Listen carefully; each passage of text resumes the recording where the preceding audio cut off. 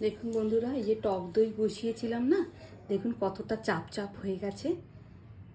আর এই পান্তা ভাত, গন্ধরাজ লেবু দিয়েছি আজকে, পান্তা ভাতের ভেতরে টক দই দিয়ে খাবো। এই দেখুন, দেখেছেন চাপ চাপ হয়ে গেছে। এরকম হোমমেড টক দই খেতে খুবই ভালো লাগে না? সঙ্গে একটু জিরে ভেজে রেখেছি, জিরে ভাজা দিচ্ছি একটু, আর একটু কারি পাতা,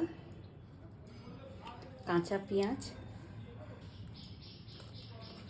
এই সময় শীত পড়ছে আর গরমটা আস্তে আস্তে করে বিদায় নিচ্ছে তো, আর এই সময় এই রকম জিনিস খেলে শরীরটাও ভালো থাকবে। আর একটু কাঁচা লঙ্কা ওপর থেকে দিয়ে দিচ্ছি, লবণ দিচ্ছি। আর দেখুন সঙ্গে খাবো কি জানেন, এই একটা শুকনো লঙ্কা দিয়ে দিচ্ছি এর ভেতরে, খেতে ভালো লাগবে। এই ছোলার ডালের বড়া করে